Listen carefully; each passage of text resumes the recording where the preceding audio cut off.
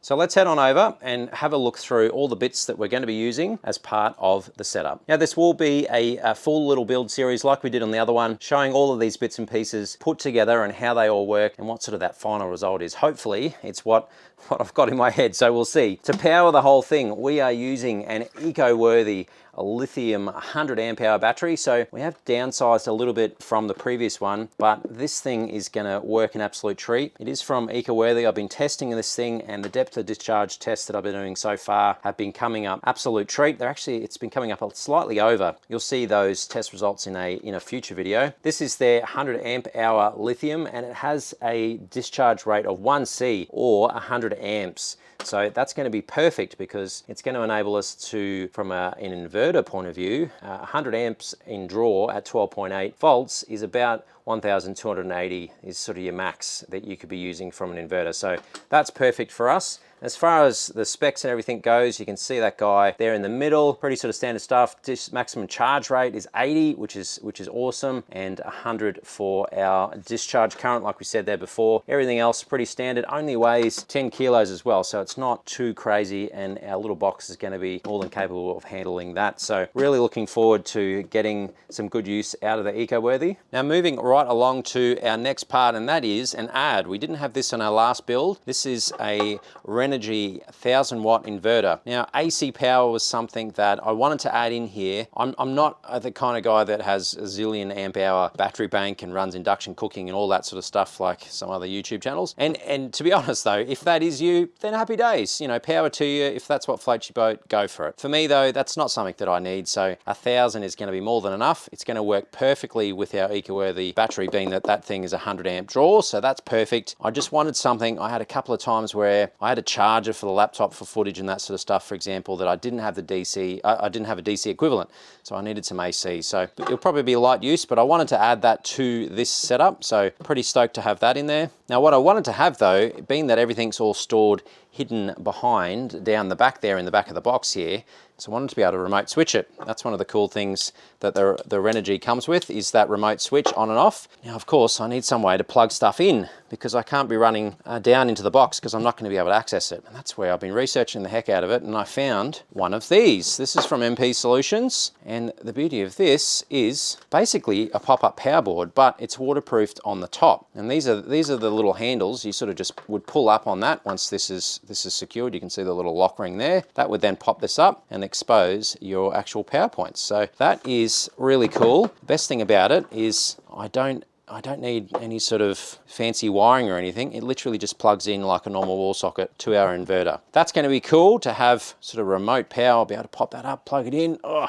hopefully that works what I'm thinking about in my head anyway. From there, to run some management, we're upcycling our VICTRON. This is the BMV 712 Smart Shunt Monitor. Been really happy with this. This has worked an absolute treat. It's a nice little screen, nothing too crazy.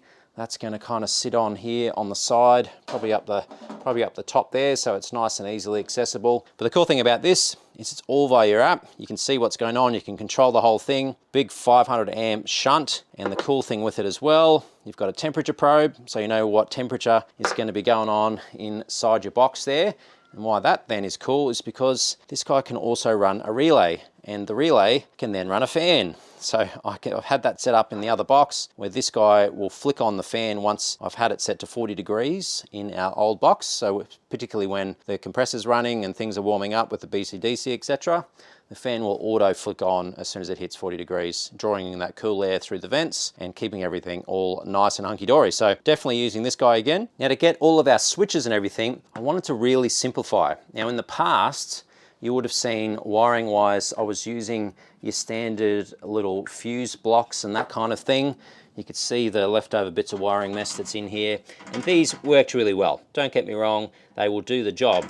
But when I was on the hunt and building this out, I came across these. And the reason why I think this is particularly awesome, this is from AUXBeam. This is their new one. And the reason why this is cool, it has these switch panels that you've probably seen something similar before.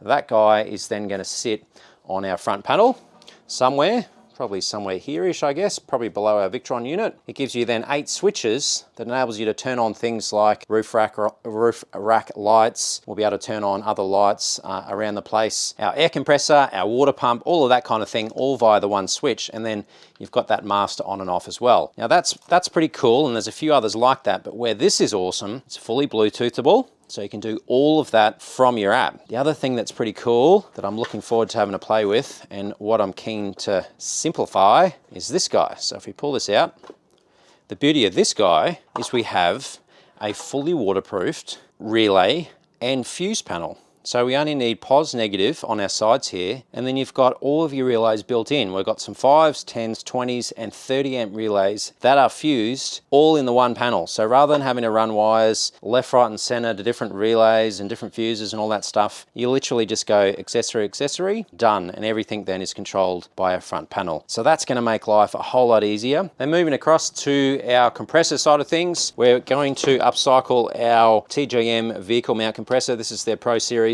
This thing has been excellent. You can see the full install video of this guy on the channel as part of the dmax build. It's been an absolute beast. It is an absolute wep. This thing is 100% duty cycle, mainly due to that big guy, the big fan. That's going to live in there like that-ish. Obviously a little bit tidier, but that's going to live in there. We'll have our fan similar to what we had on the old box, literally sitting right next to it. So when this guy switches on, it's going to be blowing air straight back out of the box. We're going to be using this guy as our air.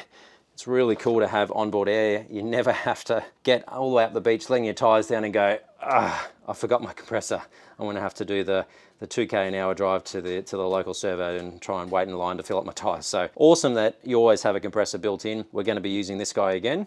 And then to keep our eco-worthy 100 amp hour lithium fully topped up, charged, ready to keep the beers cold, going to be using our REDARC BCDC here again. This is the 1240D, and we are going to be running permanent solar this time. We're going to be using the MPPT that's built into the REDARC via this panel here. This is one of RENOGY's panels. They're really good value panels, and they're always a really good output from what I've seen in the past. So looking forward to having that one mounted on top of our roof rack, so that we've got some sort of constant charge that's going in here and keeping everything all nice and topped up. So that's everything that's going to be going inside the box, and I have done a couple of test fits to make sure that I can get everything in here. I've done a few dry fits, and it actually fits really well. It's nice and compact. It's snug in there, but it's not too bad at all. Battery just slots in here. The inverter slots perfectly down the base there. We then can have our compressor there like you saw there before. We have our BCDC on the back wall, and then the little space here in the middle is plenty enough